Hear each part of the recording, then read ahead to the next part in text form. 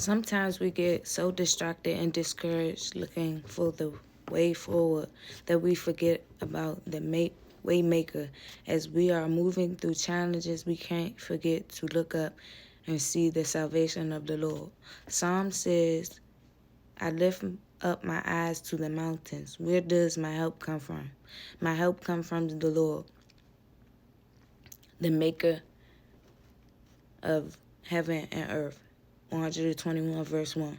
Our God is a God of possibilities and paths, and of redefinitions and reinventions, of wonderful works and foreseen ways.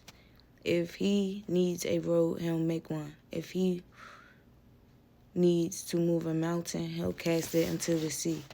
He built the world and he runs the world. Maybe you got fired, but God didn't.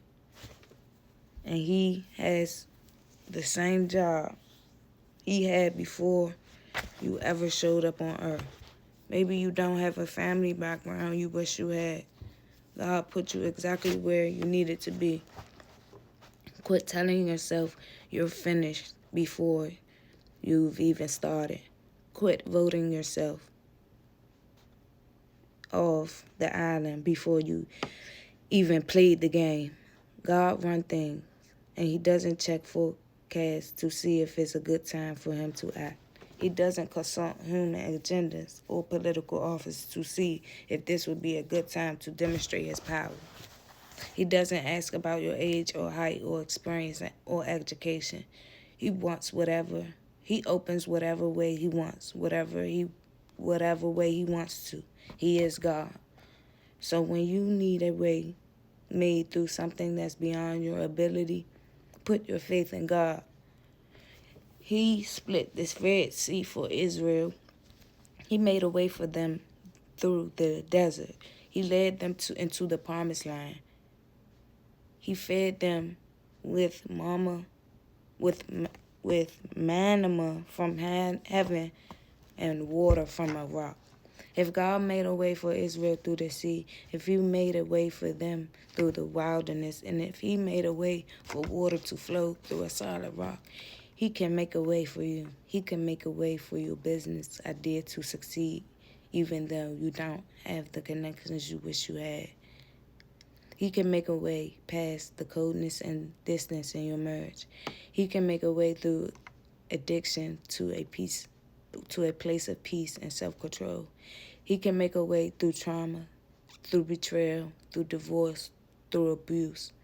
There's a story in Luke 5 about a paralyzed man with 4 friends who were trying to get to Jesus because they knew Jesus could heal the sick man.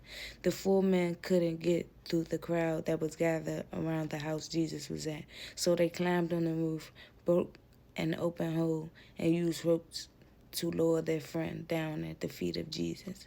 When Jesus saw their faith, he gave the man sin. He forgave the man's sins and healed him. It's a powerful story of creativity and tendency because they had faith. They found a way past an obstacle, and Jesus did a miracle. I've had moments like that. I've had miracles like that. I'm sure you have too. In fact, I want you to visit those memories right now. Think of 3 things that God has done for you when you didn't see a way forward. I want you to remember them right now before you move on. You had a burst of faith. You worked hard. You took risks. You found a way. And God did the impossible. Those are moments to celebrate. Those are the parting the Red Sea miracles when God made a way and there was no way. They are memories to keep at the forefront of your mind when you're going through hard times. But not every story ends like that. Sometimes the way forward is not what you expected or wanted at all. Sometimes the way takes you through heartache, through tragedy. That doesn't mean you didn't have enough faith. There are specific people who come to mind every time I think about this kind of faith. People who I've watched find a way even when the healing didn't come or the miracle wasn't there and the worst thing happened. I think of Tom, for example, a man in my church who's starting a fish club called Riley's Catch after his son was killed in a car accident. Riley loved fishing and had planned to start a club before he died. Tom carried out his wish, and hundreds of kids have come to Christ through Riley's Catch. The result doesn't take away Tom's pain or lessen his loss, but he found a way forward. And it was beautiful in its own way. I could list countless others who found a way through impossible pain because they held on to their unbreakable faith. Yes, because they held on to their unbreakable faith. Yes, they walked through a season of mourning. Yes, hearts were broken. Things were never like they were before. But God, in His perfect time, a gentle way, opened up a path of healing and peace for them. In those moments, the way forward is not an instant miracle that makes everything perfect and pain-free. Rather, it's the presence of divine strength that leads you tearfully and sensitively through the tragedy and the heartbreak. With God, there's always a way. Doesn't mean that with God, you'll always get your way. And that's why you need the second half. And by faith, I will find it. You don't need a lot of faith when circumstances go your way. You need faith when they don't go your way. And you have to believe that this is actually God's way. Jesus set the examples in this. He carried out his cross down a road that we call Via Dolorosa, the way of suffering. The night before he prayed, "My Father, if it is possible, may this cup be taken from me, yet not as I will, but as you will." Matthew 26:39. God didn't take the cup away from Jesus. Instead, he took Jesus to the cross. So when I say that with God, there's always a way, I'm not saying with God there's always a way around pain and heartache and tragedy.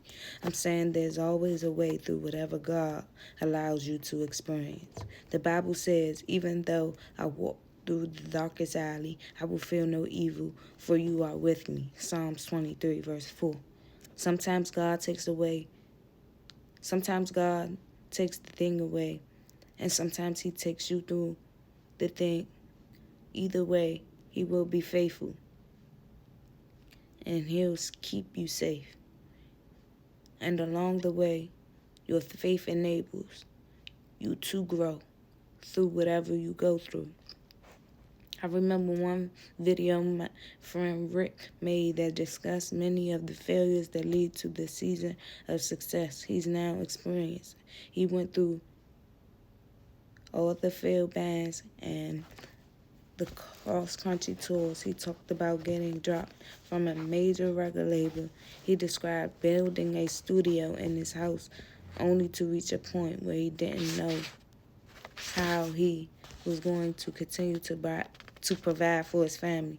Yet through something as small as offhand suggesting to start a YouTube channel, and through something as that consistent as his willingness to bring his full 44-year-old self to the opportunity and to do the work, he has found a way to make a bigger difference than he ever imagined. He now interviews his heroes and he touches the lives of millions. God made a way, but it took faith to find it. Is there something in your life that looks finished but a voice inside you is telling you that it's not over yet? Is God reminding you, go forward? You're not finished. Listen to that voice. That's the voice of the new you calling you to step into who you really are.